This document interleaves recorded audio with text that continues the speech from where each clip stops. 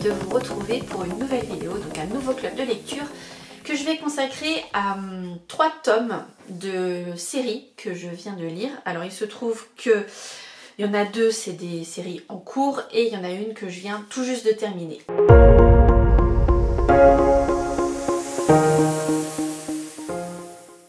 Je vais commencer justement par celle que je viens de terminer il y a quelques minutes juste avant de prendre la caméra. Je voulais absolument vous donner 3 avis lecture.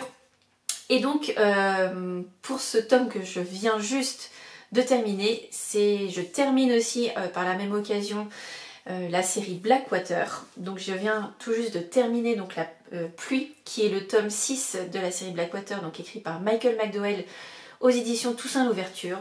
Donc comme d'habitude, je vous fais à chaque fois, mais c'est vrai, j'ai regardé attentivement la couverture pour voir s'il y avait des indices sur l'histoire. Donc ici on termine la saga.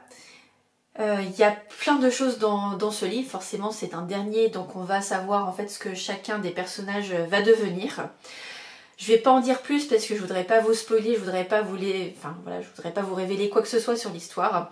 Mais voilà, en tout cas on est toujours avec la famille Casquet, on va donc comme je vous disais en savoir plus donc sur leur devenir, parce qu'on arrive jusqu'aux années 70, début des années 70. Donc voilà, comme vous pouvez l'imaginer, beaucoup de choses. Il y a des réponses à certaines questions. Seul petit bémol dans celui-ci, j'ai trouvé que c'était un petit peu trop fantastique à mon goût. Des fois je me disais ouais bon ok. Alors le petit côté fantastique moi j'aimais bien hein, pendant tout le long de la série, je trouvais que ça apportait quelque chose et puis c'était différent. Donc pourquoi pas, là c'est vrai que c'était un petit peu trop. Mais en même temps voilà, ça j'irais que la boucle est bouclée. Je n'en dis pas plus, mais en tout cas voilà, une très bonne saga. C'est vrai que moi je l'avais vu passer il y a plus d'1 an maintenant, tout le monde était dithyrambique dessus, c'est vrai que c'est une super plume, ça se dévore. C'est bien amené au niveau des descriptions, au niveau de la famille, au niveau des caractères. Voilà, il y a des choses qui sont, comme je vous disais, peut-être moins réalistes. Mais voilà, franchement c'est très agréable. Donc c'est vrai que je l'ai lu donc de janvier jusqu'à juin. Je suis très contente de l'avoir lu. Et surtout, j'ai partagé ce dernier tome avec Héloïse, Élise et Stéphanie. Donc voilà, déjà Élise nous l'a dit qu'elle avait terminé hier. Je pense que Héloïse et Stéphanie vont pas tarder. Voilà, c'est vrai qu'on est à 250 pages, donc ça se lit plutôt bien. C'est vrai que la plume est fluide, on veut savoir ce qu'il en est, et puis surtout c'est le dernier tome. Donc voilà, en tout cas, une saga de terminée. Et puis bah, moi je peux que vous la recommander à mon tour, parce que c'est vrai que c'est une très très bonne série.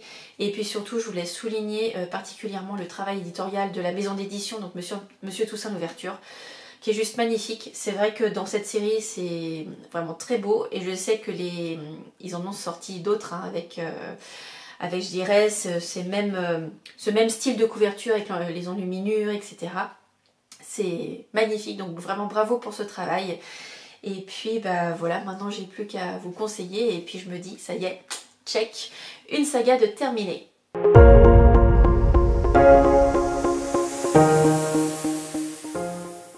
Je vais vous parler de séries en cours. Alors on va rester dans les sagas et on va parler d'un tome 4. Voilà, vous avez l'habitude, chaque mois je vous en parle. Donc là on est sur le tome 4 donc, de L'immeuble de la rue Cavendish, écrit par Caroline Kant. Ici on parle des tourments d'Hermine et c'est toujours publié chez Les Escales. Donc 4e tome, c'est vrai qu'Hermine, je vous en avais déjà parlé un petit peu, on l'a rencontrée brièvement dans le tome précédent notamment. Et donc là on va vraiment faire sa connaissance.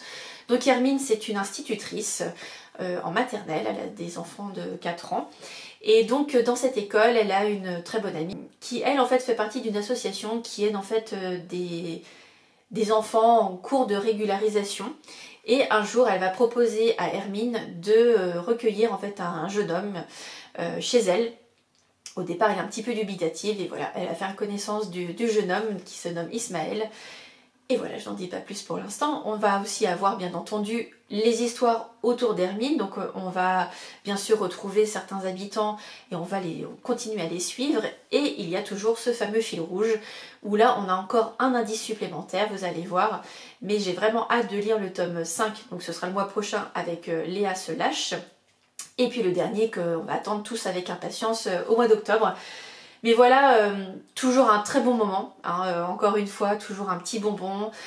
On rit, je dirais on est un peu plus triste à certains moments parce que voilà, il y a des choses qui sont évoquées, voilà, comme l'intégration, comme le harcèlement. Je trouve que c'est important de parler de tout ça, je dirais assez doucement entre guillemets. C'est pas vraiment le bon terme, je pense, mais je dirais ça, quelque part ça peut faire prendre conscience de certaines choses, et je trouve que dans des histoires c'est bien aussi d'avoir des sujets, je dirais peut-être plus durs, plus profonds, et voilà, en tout cas c'est très bien amené, on passe un très bon moment. Donc là on quitte Hermine sur ce tome là et on va retrouver donc Léa qui va venir habiter bien sûr dans l'immeuble.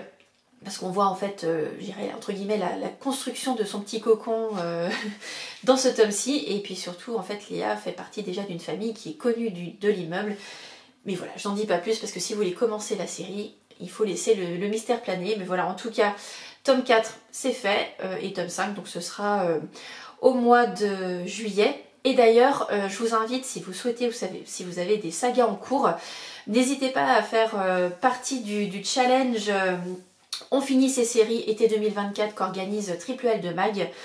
En fait, c'est juste un challenge, je vais dire, personnel, c'est-à-dire qu'on gagne entre guillemets des points à lire des tomes de séries. Bien sûr, on peut en commencer une, sauf que le tome, on va dire le tome 1, compte 0 points. Voilà, tous les autres tomes, c'est 1 point, et si on termine le dernier tome de la série qui... alors comment dire, soit c'est la série... Tout est écrit, tout est sorti, et donc vous avez 3 points pour le dernier livre. Et si vous, par exemple, là pour la rue Cavendish, il y a 5 tomes qui sont sortis, même si le 5e tome n'est pas le dernier, mais c'est le dernier qui est sorti à l'instant T. Donc voilà, là ça comptera 3 points. Enfin, en tout cas, j'espère que j'ai bien compris les règles, mais pour moi en tout cas c'est ça.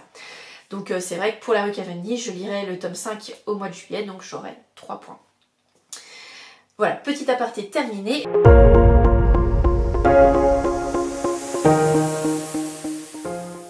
Je vous parle de la dernière lecture que j'ai faite et dont je vais vous parler. Alors là en fait c'est une trilogie, mais on passe côté polar.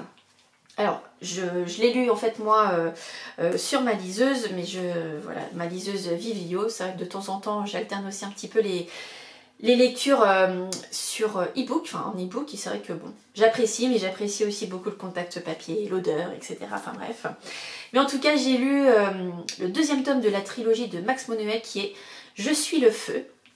Donc je vous conseille vivement de commencer vraiment dans l'ordre, c'est-à-dire si vous voulez vraiment lire la trilogie, je dirais que les enquêtes sont vraiment indépendantes, mais en fait on a les personnages, on a une équipe qui est là, et c'est vrai que je trouve que c'est bien quand même de suivre l'évolution des personnages. Notamment on va retrouver donc Victor Karan dans ce second tome. Donc toujours bien sûr psy, que ce soit à la prison donc de l'île de Ré ou qui a aussi un cabinet à l'extérieur. On va retrouver d'autres personnages comme Samia, on va retrouver sa sœur, etc. Je ne vais pas trop en dire parce que il faut vraiment lire le tome numéro 1 en premier. Ici en fait on va parler d'un tueur en fait qui, enfin d'une personne qui tue d'une certaine manière, qui a je dirais un procédé bien particulier, et donc en fait l'équipe de police qui est sur cette affaire en fait va demander à Victor Karan son aide pour vraiment définir, je dirais comme un profiler, définir en fait le comportement et comment le tueur agit, réagit, et anticiper pour découvrir qui est le tueur. Donc c'est vraiment très bien mené, c'est très trépitant, palpitant jusqu'à la dernière page. On suit aussi donc Victor Karan, voilà, on a découvert le personnage dans Sombre, et ici dans Je suis le feu, moi j'ai adoré ce personnage. Alors c'est vrai qu'il est, je dirais, il a ses failles, il a ses faiblesses, il a des côtés un peu moins bons, mais on est très attaché à lui parce qu'il a aussi ses côtés où il est très proche, notamment de sa sœur, etc. Enfin voilà, moi je trouve que c'est un personnage très riche, et j'ai vraiment hâte de le retrouver dans le tome 3 qui est à la gorge, qui vient juste de sortir. Moi je vais le lire également en e-book.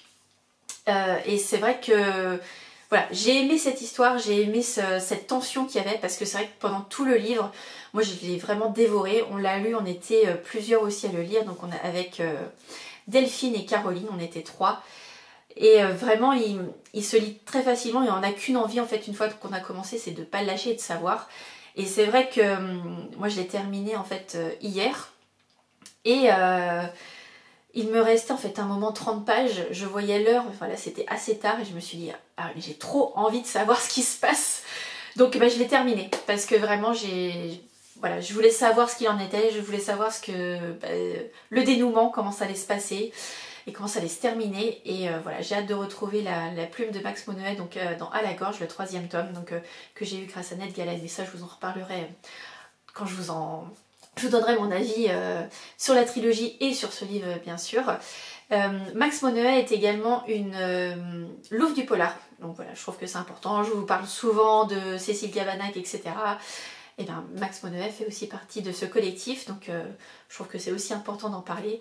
Et puis vraiment ce 2e tome, il est juste génial. Donc voilà, un peu dur parfois, hein, parce que forcément il y a des images qui peuvent être dures et certaines sensibilités, voilà, ça peut heurter certaines sensibilités, mais vraiment super bien écrit, bien mené. Et puis un dénouement, waouh, enfin jusqu'à la fin, c'est vrai que cette tension vous allez la avoir jusqu'aux dernières pages. Et vraiment, je peux que vous recommander de lire Max Monnoët, mais commencez bien par Sombre. Je vous laisse ici pour cette vidéo. Je vous donne rendez-vous bien entendu la semaine prochaine pour de nouveaux avis lecture. Je ne sais pas encore de combien de livres je vais vous parler parce que je vais avoir un week-end assez chargé, donc je ne sais pas encore quel va être mon rythme de lecture, mais vous verrez ça la semaine prochaine. J'essaye de faire mon maximum. C'est vrai que 3 livres, je trouve que c'est plutôt pas mal, mais voilà, on fait au mieux. Il y aura une petite pause ensuite au mois de juin parce que j'ai un déplacement professionnel, donc ça va être difficile de prendre la caméra. Et puis après, il y aura aussi un moment où je serai en vacances pour prendre un petit peu de pause et voilà, voyager un petit peu. Mais en tout cas, je vous redirai tout ça. N'hésitez pas comme d'habitude à mettre un pouce vers le haut, à partager votre moment de visionnage et puis à mettre un commentaire, c'est toujours un plaisir pour moi de vous répondre, j'essaie de répondre le plus rapidement possible. Et comme d'habitude, je vous souhaite de très beaux moments, de très bonnes lectures. Ciao!